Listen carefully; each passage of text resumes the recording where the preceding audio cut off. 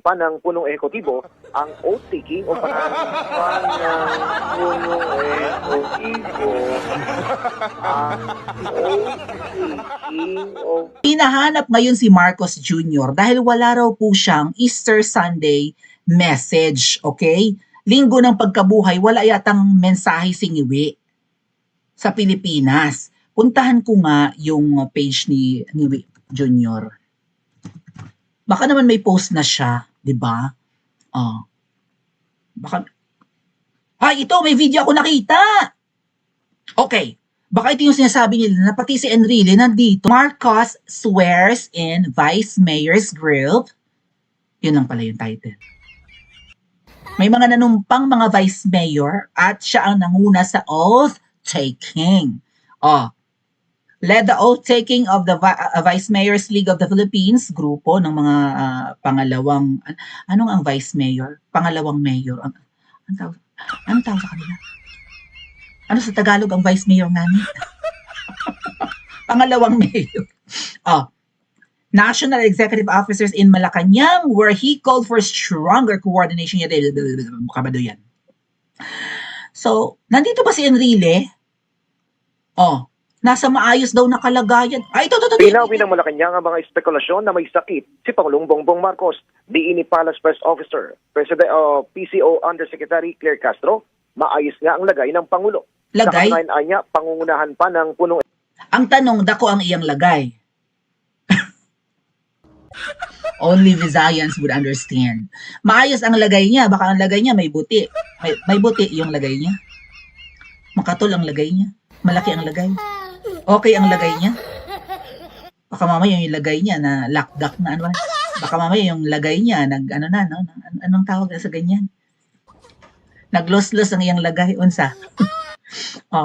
Nandito ba si Enrile? Nasaan si Enrile? Kasi yung posimal na rin. Ang oath-taking o panunumpa. Ayun si Enrile! Alkalde sa Malacanang. Nakita ko si Enrile, mga kababayan! Ang in-upload nitong Manny Vargas, nilagyan pa ng date mga tet kuya. April 6, 2026. Okay? At nandyan si Enrile, tayo ipopost natin Ang oath-taking. Ayun! Si Enrile ang nasa dulo mga ating. I-zoom natin. Para makita ang aligid ninyo. Si Enrile nga buhi pa, diri dapita. Kana si Enrile, nga naunsa. Or, my girl. Nabanhaw si Enrile ngayong linggo ng pagkabuhay. Domingo de Ramos. Nabuhi si Enrile. Nilagyan mga, ay budol. Nasa maayos na kalagayan. Sabi ko nga sa inyo mga ayun si Enrile At nilagyan nila ng date.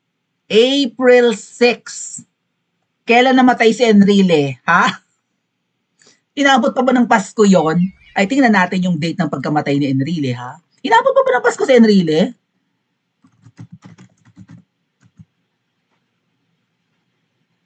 Okay, tingnan natin Ay, November pa last year, mga ating! Nategi bumbum si Enrile, November 13. Last year. So, paanong si Enrile ay nandun sa oath-taking? Ay, budol, ating. Ano daw tong event? Pakinggan natin yung balita. Ano daw event to? Pinawin ng Malacanang ang mga espekulasyon na may sakit si Pangulong Bongbong Marcos. Diin ni Palace Press Officer, PCO Undersecretary Claire Castro, maayos nga ang lagay ng Pangulo. Sa katunayan niya, pangungunahan pa ng punong ehekutibo ang oath-taking o panunumpa ng mga vice alkalde sa Malacanang ngayong hapon. Payo pa niya sa mga mamahayaga, huwag basta maniwala sa mga post sa social media. Budol ating, ba't nandun si Enrile? Ito yung post ni Mahal na Reyna Ayan Meanwhile, the Republic of Luggages, file video ang ginamit ng mga inanita na mamahinga na si Enrile, binuhay na naman. Ayan. November pa natigok si Enrile Hindi na gani ginabot sang Pasko kag bago ka tuig na nang nabuhi si Enrile mga ating. Sana gumamit Ay mga bangag talaga yata ang mga nasa palasyo, anis. Wala sa tamang pag-iisip, anis. What the heck? Ngayon, ano talaga ang nangyari kay Ngiwi? Kasi people are demanding, let's see kung may po si Doc Lorraine ha. Kung, di ba, dapat malaman ng taong bayan kung nasaan ka Enrile. Enrile. Marcos Jr., baka umapas ka na kay Enrile, malay namin, hindi ba? So, puntahan natin yung post, yung page ni Doc Lorraine. May sinasabi siya dito eh. Aha. Ayan o. History is repeating itself. Ferdinand Marcos Sr. hid his illness. Tinago ng tatay ni Ngiwi ang sakit niya. No? He was bleeding, bloated, and weak as hell but refused to step down. Kaya inabot ng 21 years ang tatay. So I know soon bangag will be no more. Malapit ka na rin daw matigok, Ngiwi. History repeats itself. Okay, may gaba, may karma, may rese. History is a formidable force. Ayan, Sama-sabang babangon muli, kayo lang ang bumangon, nalugmok ang mga Pilipino. Akala namin yung pangako nyo dun pa nga lang, naging syunga na kami. Sabi nyo, di ba, i-redeem nyo ang pangalan nyo pag nakabalik kayo sa pwesto. Babaguhin nyo ang nakasulat sa kasaysayan. Ay, mas malala ka pa yata sa tatay mo. Kaya, ay abusado ka rin sa katawan. Kasi nga, money is not a problem. Sabi nyo doon sa pagbabayad sa boto, di umano ni Mr. Tubig, 3.4 million ang presyo. Then there's another guy pa na kasama nyo doon sa room na halos 1 million yung boto. Biro may asawa ka, mag-asawa kayo, may dalawa kayong pinasali pa sa inyong orgy. Tapos hindi lang parehong lalaki. So si Butod lang ang nag-iisang babae doon. Piyastang bonggang-bongga sa buto. Si Butod, no?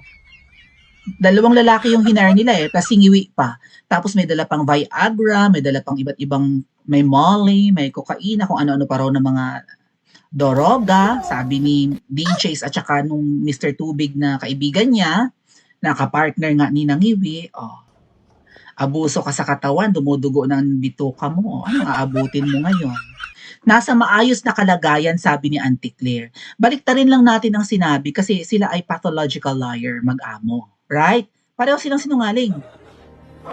Nananalaytay sa ugat ni Nangiwi ng lahi nila, pati yung mga kasabwat niya ngayon, ang pagiging sinungaling. Ang puno o ibo, ang oath taking of